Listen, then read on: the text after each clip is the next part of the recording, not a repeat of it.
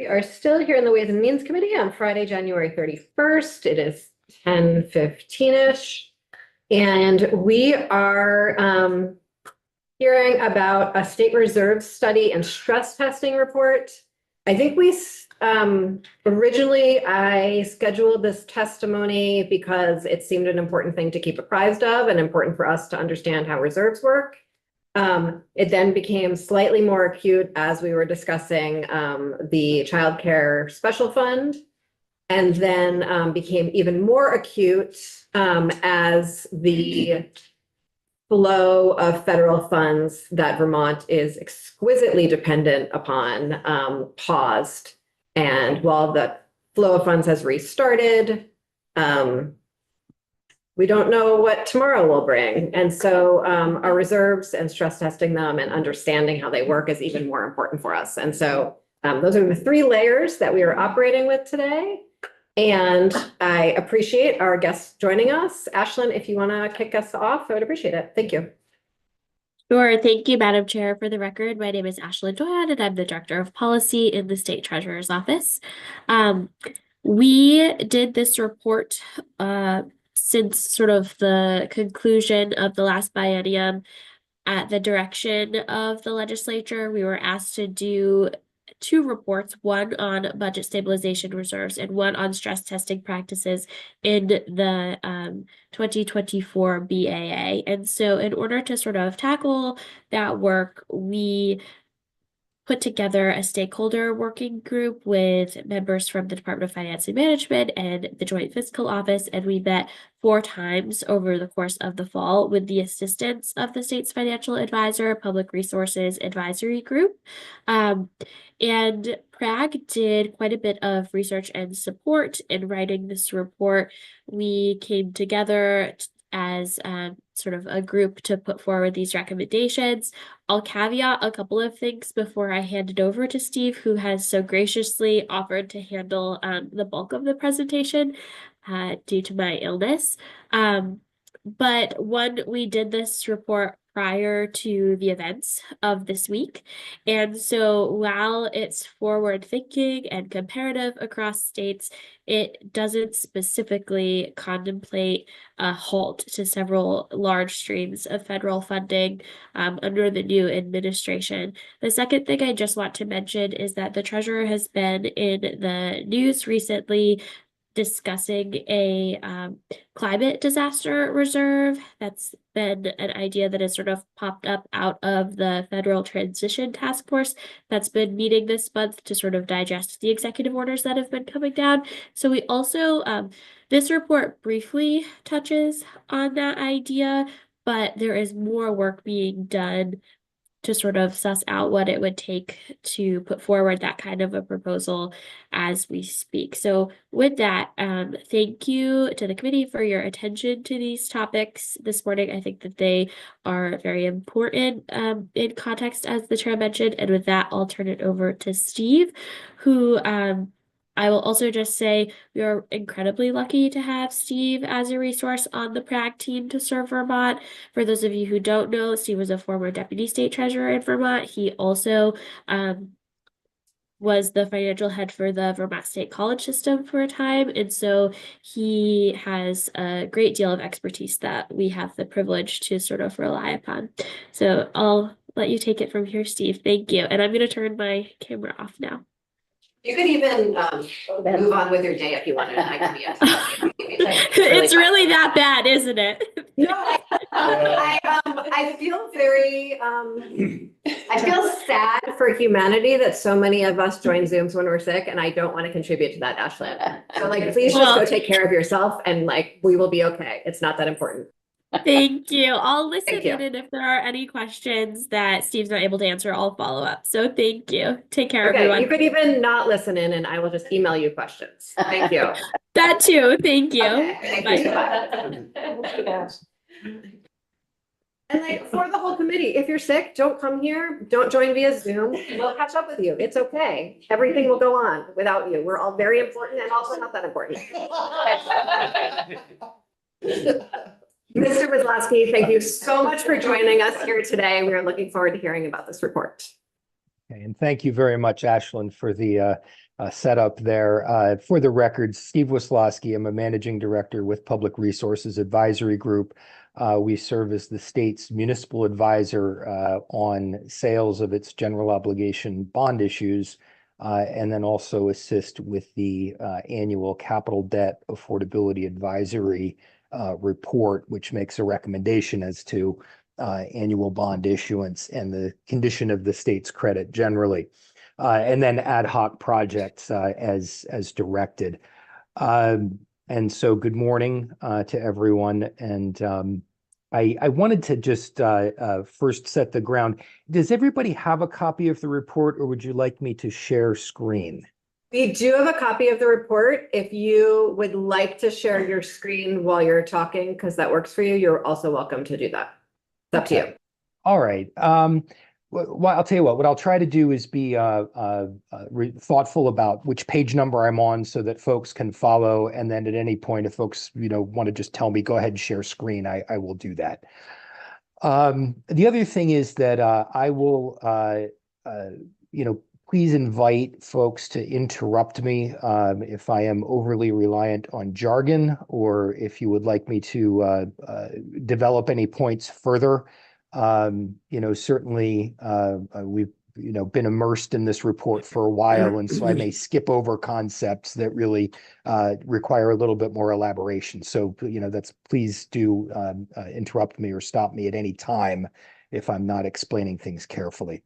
And I'm going to interrupt you for clarifying questions, but we're going to save deeper questions for the end so that we give you the time you need to actually get through what you want to say. Okay, great. Thank you, Madam Chair. And then the only other thing is, with sincere apologies, I do have a hard stop at 11 o'clock, so I'll try to be prompt. Okay. That's why I'm not going to interrupt you very much. All right, thank you. All righty, so I'm just starting on the executive summary on page 1, and I thought I would develop a little bit of time here because these are sort of the main takeaways from the report. So the first thing is that there were 3 statutory charges, and those are in the first appendix. One was the reserve study, one was the stress testing report, and then there was a third. Those were both in the Budget Adjustment Act from last year. And then there was an addendum to address the Child Care Contribution Special Fund and the $8 million that was transferred to that fund in the appropriations bill. So what we attempted to do, because these were very related concepts, was just put them all in one report, also for ease of access. So the working group generally found, with respect to reserves, number one, that Vermont does a very good job with this. If there were a recommendation, it would be keep doing. Vermont's practices are generally aligned with those of the highest, or the states with the highest credit ratings, and those that are deemed to be the most well-run financially. So Vermont has very good reserves practices, particularly as would be evaluated by the rating agencies that rate Vermont's bonds. Number 2 is that the reserve levels are strong, a related concept, and they are at or near their statutory maximums. And the state should, also continue that practice. And to the extent that we're not, fully topped off in the rainy day funds, to endeavor to do so to the extent possible. The third thing, and I'll rely a little bit on history on this, is, Vermont has a very strong and well-deserved reputation for promptly addressing any revenue shortfalls through its rescission process. And this is where, reserves are one tool to meet revenue shortfalls. But another one is restraining spending, or doing the rescissions to identify areas to reduce spending. And I'll just cite one prominent example, which hopefully we won't have to repeat. But during the great financial crisis of 2008, 2009, the state experienced about a 12% reduction in its revenue forecast. And through a series of prompt rescissions, coupled with increasing the frequency of its consensus revenue forecasting. So Jeff Carr, the administration's economist, and Tom Kivett, the legislature's economist, get together and do a consensus forecast every January and July, but the state actually moved to a quarterly cadence and used that to inform its rescissions and was able to close the budget gap. So Vermont gets and there have been subsequent but much smaller rescissions in periods of revenue softness. So Vermont has a very well-deserved reputation for proactively addressing revenue shortfalls. A fourth point, or the fourth bullet, is currently, and again, I'll inform myself with history. Right now, the state's cash balances are ample, and this is largely a result of the post-pandemic federal funding, extraordinary federal funding. And the state's cash reserves, later in the report will show, they were recently at about $1.6 billion. And that is about an order of magnitude higher than the state's reserve cash balances were a decade or a decade and a half ago, when maybe they'd run from about $200 to $300 million. So that is well above, in cash terms, the balances and the statutory limits on any reserves. However, a lot of these funds are obligated and expected to be drawn down over the next several years. And the Treasurer's Office and the Department of Finance and Management are paying very close attention to this and trying to forecast, but that just deserves attention going forward, because again, these balances are somewhat extraordinary. The levels are higher than they have been, and they're expected to continue to be higher than they were historically. But just another point. But right now, the balances are quite high. The fifth point was the Child Care Contribution Special Fund, which was newly created, I believe, July 1st of last year, and received an $8 million initial transfer, either to handle expenses, as they arose, or unforeseen expenses as the revenues were being developed. It was the recommendation of the committee to maintain that amount in that fund as a reserve, pending the collection of both revenue and expenditure data that would inform an analysis to decide what size reserve might be appropriate going forward. But given that this is expected to be a pretty significant special fund, it warranted its own reserve.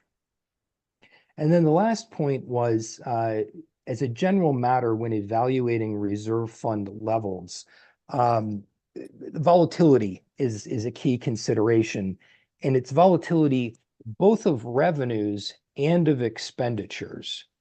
And then with respect to revenues, those can in turn be driven by the types of revenue that they are. And we grabbed a very good chart from the state of Minnesota's stress testing process that shows generally corporate taxes tend to be the most volatile, the most variable based on economic conditions. At the other end of the spectrum, property taxes tend to be pretty, routine and predictable. And then sales taxes and income taxes and fees are somewhere in between. So, if you have a fund that is primarily that its source of revenue is corporate tax, you can expect that will have greater volatility than something that might be, for example, property taxes. And then another, if one really wants to develop it, thinking about expense volatility. So, just an example would be Medicaid. That would, during a time of economic recession, when you're already experiencing depressed revenues, you might experience a concurrent uptake in Medicaid enrollment driving your expenses. So it's important to think about both sides of the balance sheet. Can I ask you a question about that? Even though I said we weren't going to do this? No, please. So we have a caseload reserve Mm. in the sort of in human services, which is for volatility of demand, I guess I'll call it, right? And then it strikes me that good fiscal policy is to also be thinking about reserves with regards to revenue as almost sort of like two separate functions. And I'm curious your thoughts on I'm curious your thoughts on that. Yeah, and that's a good point. That really, it's a perfect segue to stress Great. testing, which is, which we found is not as widely developed. So there's an entire, framework and sort of a well-defined, and particularly with respect to the rating agencies, Standard and Poor's, Moody's, Fitch, Kroll Bond Rating Agency, is to evaluating reserves. Pretty much all states have reserves.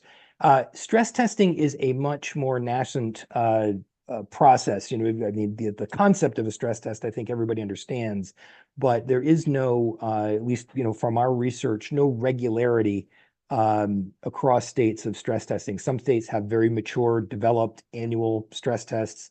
Others have nothing at all, and still others maybe have done it on an ad hoc basis. And that's where you get into, and then some of the states only look at their revenue when they're doing the stress test. And some states, and particularly we cited Utah as sort of the gold standard, and the rating agencies, when we were speaking with them, also all three of them brought up Utah as sort of the case of a regularly completed stress test that analyzes both revenues and expenditures in looking at volatility. But I think that they're actually considered, and if we were to dig into Utah's test, they're considered jointly. So, so for example, if you have an economic recession, you expect that there will be lower revenues, but that will also, correspond to an uptake in certain of your expenditures, like your human services expenditures. And so actually the point of it is to take the revenue and expenditures in totality when assessing what the need might be. And how do special funds fit into that? Well, it's a great question. Because sometimes special funds are sort of a farce to some degree, given that we can transfer between them at our leisure, right? Yeah, and I think in states you'll find similar to Vermont, everybody has a general fund. Vermont is a little bit unique with respect to its education fund. Most states have a pretty large transportation component. So, the three major funds are well understood. I believe, and this actually occasioned a lot of conversation with the working group about, what should be the criteria for treating a special fund on a standalone basis. And the child care contribution special fund stood out based on the anticipated size. I don't know if Emily Byrne is listening today, or she is. She's right here. Okay. Yeah. So Emily's at least 2 orders of magnitude more informed than I am on this, and could tell you more. But it did seem that special fund stood out based on its size, and based on the uncertainty, just given that it's new. And so we really do have both revenue and expenditure. We've got months of data, not years of data, to analyze what potential volatilities are driving it. But that would be, or those would be some of the things when you're looking at, should a special fund have a dedicated reserve? How big is it? Does it have a dedicated source of revenue that is volatile? Does it have expenditures that are both volatile and possibly run, in the opposite direction of the revenue? Those are the types of things that you might consider when deciding whether a special fund should have more than just the general fund as its backstop. Thank you. Appreciate that. So with respect to stress testing, that was sort of the next major component of the report. Again, we found, and really the sort of definitive work when looking at stress testing across the states, and the definitive organization is Pew. They've done several studies on this over time, and most recently in the fall of 2023. And when Prague was doing its outreach to the rating agencies, again, all three of them said, "Have you seen the Pew study?" And so that seems to be the most comprehensive, rigorous survey of the states. And again, they found, and later on in the report, we have an assessment, or we've kind of listed the states that either do a stress test or do a multi-year budget assessment, which Pew Assess is a component of that, or in some cases do both. Just because states don't uniformly do it, however, it's still generally acknowledged that it's a good idea. More information is better than less. And having a scenario analysis, or even just doing one to inform your decision making, whether or not you adopt it as a routine, kind of annual or every 2 or 3 year process, it is generally deemed to be a good practice. Another takeaway is that it should be, the time horizon should be multi-year. And the state already does multi-year revenue forecasts. And again, discussions in the working group were that a multi-year expenditure forecast beyond sort of just a roll forward, okay, this year's expenditures, let's increase them by a certain percentage a year. It's harder to develop a rigorous expenditure forecast, but it nonetheless is helpful to look over a 3 to 5 year horizon, just so that you can start to suss out multi-year trends or maybe imbalances, structural imbalances as they develop. And I think the last point, again, as the committee was knocking the ideas around, was just that this would be a lot of work, and it would certainly require outside support. As an initial step, again, Jeff Carr and Tom Cavett would probably be good resources to engage, and there may be another external firm or firms that could assist, but it would also take a lot of staff time, and so we're reticent to say, absolutely the state should do this as a best practice. It certainly would, require some additional resources to do that. So any questions? That's basically the executive summary. Any questions so far? No. Here, I was going to say, everybody need a cup of coffee to stay awake through it. Pretty dry material. So I can all right, well, I could go on with questions about this for hours, but I'm gonna all right. let you continue. Okay, great. And just a time check here, we're at 10:40. So what I thought I would do is just kind of roll through the report and call out page numbers. And there are a lot of exhibits, which I think are helpful. I'm certainly more of a visual learner, so I might just speak to the exhibits. And then again, please flag me if anybody would like to go into something in more detail. If you are going to cover the exhibits, I think it might be helpful to share your screen if you don't mind. Okay, certainly. Thank you. I said that enthusiasm. There we go. Okay, can everybody see that? Nope. Oh, oops. Sorry, am I not sharing? I guess I'm not. Here, let's try that again. Okay, share. There we go. You are. Okay, great. I apologize. I'm a Teams guy. Oh, that's terrible for you. I'm sorry.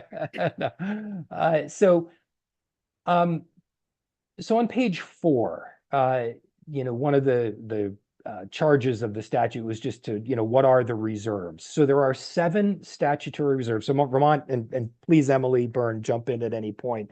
But Vermont has 3 major funds: general fund, transportation fund, and the education fund. And across those funds are 7 statutorily defined reserves, 4 of which are in the general fund, 2 in the transportation fund, and 1 in the education fund. All 3 major funds have a budget stabilization reserve. So it's just 5% of prior year appropriations. And that is just for, vicissitudes of revenue and expenditure. And then the general and the transportation funds additionally have a balance reserve, or colloquially a rainy day fund, which is an additional 5% statutory limit. And then, and additionally, in the general fund, there are 2 other special purpose funds, one of which is the Human Services Caseload Reserve, Madam Chair, that you referred to. And the other is a nifty fund called the 2753 Reserve, which, if one, I'm sorry, did somebody have a question? Someone was just saying that they liked that fund, actually. Yeah, nifty. Yeah, and I think I actually was around when we had, there was the budget, sort of the I guess budget adjustment appropriation, because we hadn't realized, oh goodness, it's a 53-week year, And that means that we're going to have a 27th biweekly state payroll and a 53rd week of Medicaid payments. And so that this fund every 6 or 7 years when that happens, this fund just endeavors each year to set a little bit aside. So it's a great kind of specific purpose reserve. And then on figure 2 on page 5 lists the amounts that at the end of fiscal 24, so June 30, 2024, were in those funds. And you can see that the general fund, the budget stabilization reserve, the education fund, and the transportation reserves were all at 5%. The human services caseload reserve was actually quite high. The 2753 reserve, incrementally building to its required amount. And the rainy day fund in the general fund is close to 5%, close to its statutory maximum. The transportation fund reserves a little bit less. And then there is additionally a non-statutory tax rate offset reserve. And we understand that was actually used in budget development. So that one has been committed. But overall, pretty good. The 14.6% of total general fund reserves is quite robust. Credit ratings, I mentioned this, and the state's bonds receive a rating, actually 3 ratings, very much like individuals receive personal credit scores, FICO scores. And Vermont's are in the second highest possible category, so they're very good. Unfortunately, they used to be a little bit higher for Moody's and Fitch, and were downgraded several years ago, really based on the state. We're generally pretty small state and a relatively narrow economy compared to some of the larger states. And also, we tend to have a little bit of an older demographic profile, and so that was the basis for the downgrade to the AA1, AA+ category. Nothing to do with the state's reserves and financial management practices, which are still deemed very solid. May I ask a quick question? Sure. Yeah, hi, it's Rebecca Holcomb. I'm curious, as you look at this, are you, or has anyone evaluated the potential impact of our healthcare crisis and the uncontrollable increases in every budget, and whether that has implications for either the credit ratings or when coupled with the instability at the federal level for how we should be thinking about reserves? I mean, that's an excellent question. And I will say a lot of states are grappling with as they're doing their multi-year projections. And particularly Maryland is probably the most extreme example of a state that has AAA ratings by S&P, Moody's, and Fitch, but they are on sort of downgrade warning because their multi-year projections show structural imbalances. So and it may, partly be due to healthcare expenditures, partly just other structural spending, but they're sort of needing to address, their revenues or their spend, and agreed that seems to be, and particularly Vermont, by virtue of the way the education fund is set up, and by the fact that the education fund in turn is so driven by salaries and benefits, and then benefits are a significant chunk of overall compensation and are almost entirely healthcare and some of it's pension. But it's an excellent question. That's a structural driver. I don't think Vermont stands out again, compared to other states. But and the other thing is Vermont, continues to have a reputation for proactively addressing these issues.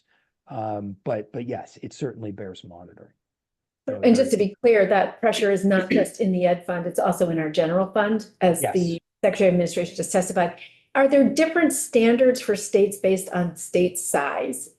We are a very small state with a limited economic engine. I'll just put it that way. And are different standards applied to different states perceived on their resilience to changes in, baseline economic trends? Yeah, fantastic. You must have been reading the rating reports. But this, Yes, and interestingly, in past times, for example, during the federal rescissions a decade or more ago, Virginia and Maryland got singled out, again, triple A rated states, but they were both singled out because of their heavy reliance. They're right around Washington, D.C. A lot of their employers are heavily dependent on federal funding. And so they were deemed to be especially at risk compared to other states because of their reliance on federal employment. Yes, it's very much the case that, broadly diversified states are generally deemed to be, to be better positioned than Vermont. But one of those broadly diversified states is Illinois, which has quite low credit ratings because of its lack of proactive fiscal management. So that's where, yes, to your question about Vermont's resilience, Vermont has, and I'm sorry, I don't have the rating reports up, but all of the rating agencies have some assessment for what they deem as a state's capabilities with respect to financial management. And Vermont gets top marks consistently year in and year out, gets top marks for its financial management. And that helps. Thank you. Distribution of state ratings, just very quickly, you can see Vermont is in that second tier. There are a lot of AAA rated states, and that has changed, over about the past 15 years. We've really seen states start to, move to the left-hand side of the chart. It's just been, a fair amount of economic growth, lower debt issuance in a lot of cases. But Vermont still, scores very well. Can I ask you a question about Yes. that? At some of the conferences I've gone to over the last few years, a really remarkable number of states cut their revenue dramatically because of how flush they were from federal COVID dollars. Like really eliminating entire tax types. And it seemed like the economists, the nonpartisan economists in the room were kind of terrified about those strategies. And so I guess I'm surprised to hear that in that context, we're seeing more and more states moving into better credit ratings. Yeah, and it's a great point. Multiple great points and much to be said. There are a fair number of, I'll just pick on Iowa, as an example. So triple AAA and very, very low debt levels. So that's important to recognize that the credit ratings fundamentally are an assessment of ability to pay. And, if you don't, they say you're supposed to have a credit card, but, to have a credit score.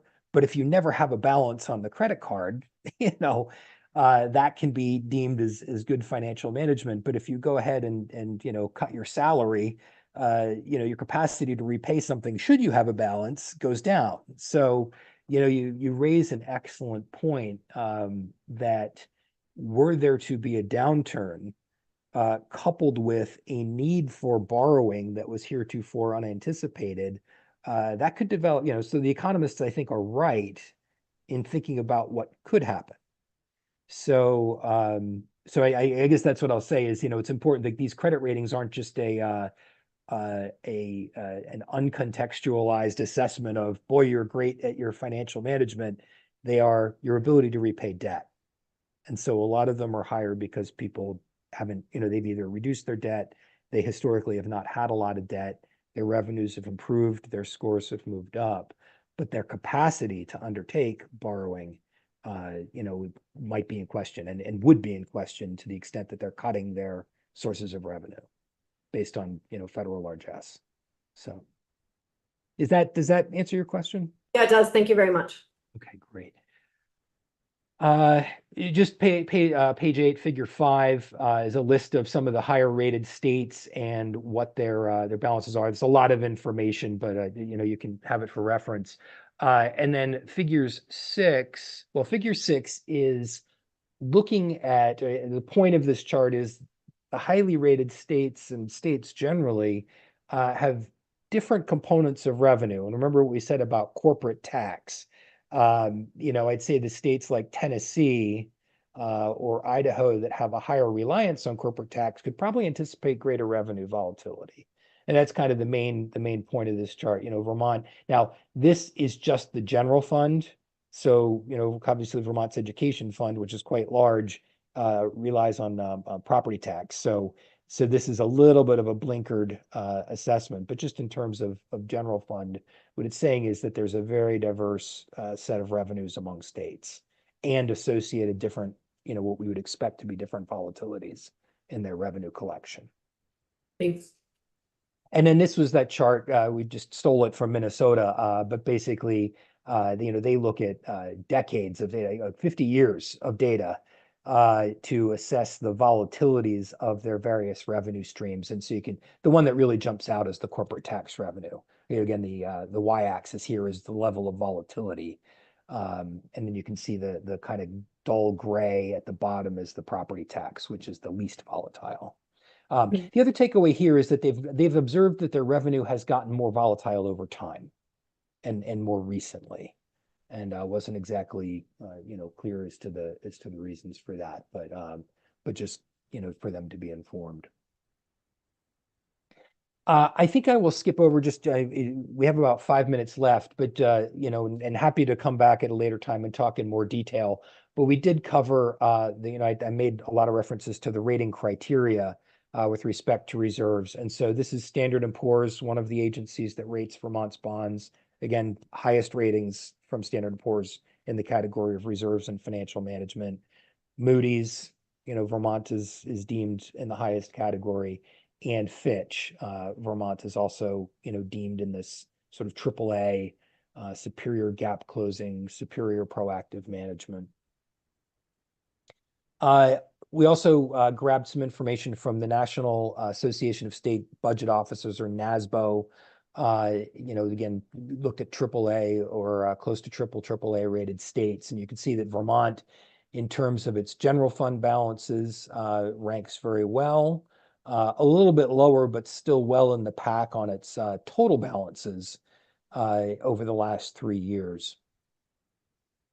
And then this is a chart that I alluded to as far as Vermont's cash balances. So this would be actually what's in our checking account and our ability to access reserves if we needed them.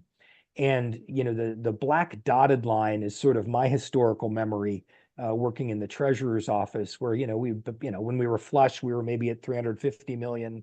When it was really light, it was a little below 200 million. And then you can see the mustard colored line in fiscal 21, when we really started to experience the influx of pandemic and post-pandemic aid. And then the green and blue and purple lines are what the balances have been in the last 3 years, with the red line, the red dotted line being this most recent fiscal year 25. So still at the 1.6 billion, still very, robust compared to our statutory reserve fund balances. And then the related concept is, well, what's the money invested in? And by and large, it's all very safe, very liquid, easily accessed investments. So, no concern as far as if the state needed to access cash or needed to access its reserves. Bank accounts, AAA money market funds, treasury bills, collateralized CDs. These are all, very safe, very liquid investments. The one little pale blue slice that we wanted to call some attention to is the local investment advisory committee process. And this was about a decade ago now. There were a couple of acts, and it was somewhat in tandem to the exploration of a state bank, the idea of a state bank. And so the state did recognize a portion of the state's cash that could be invested, in the community and in community-oriented ideas. And so that right now is a 35 million. Whoops, I skipped ahead. But there is about 85 million of obligated but not yet, and I imagine that some of those are actually being put into place. So we expect to have about 120 million of those what I call LIAC investments that are somewhat less liquid. They are longer term and on a longer term payback. But still the overwhelming majority of the state's cash is very safe and liquid invested and accessible. So just some quick recommendations. Again, the reserve levels, very good. Reserve practices, if the state wished, could codify, particularly the process by which you access reserves and replenish reserves, but generally very good. The budgeting practice is just an acknowledgement of the proactive, rescission process and the efforts to rein in spending in tandem with, having reserves. And then, using risk assessments and looking at the volatility of funds as, a companion or an analysis with respect to, if you are looking at having additional reserves, for example, for special funds. And I'm sorry, we're very close on 2 minutes. Just, with respect to the stress testing, I think the main takeaways are not widely and regularly practiced with among the states. However, it is deemed to be good financial practice, and with caveat that if the state were to consider undertaking it, we'd certainly recommend identifying some resources to do so, both because of the personnel time involved at the state level, and then the external resources, for example, the legislative and administration economists, and maybe others that would need to be brought to bear. Thank So you I'll very pause- much for your time. Okay, thank you all. And Yeah. Ashlyn can get in touch with me if you have any follow-up questions. And I'm sorry for Absolutely. being brief. Okay. We will thank do you that. all. Thank you so much. Take care. Alrighty, take care. Folks, we have an hour left of committee time, and I am going to release everyone to please go read the supporting materials for this afternoon. It's a pretty hefty amount of content. And so please take your time to read deeply, because the consultants from APA are gonna be there with the Secretary of Education and available to answer our questions about the documents that they're giving to us. But I think we will all do a better job if we can read the report, not just the slide deck, in anticipation of that. So I will see you at 1:30 in the pavilion. So we're having a joint hearing with the Education Committee.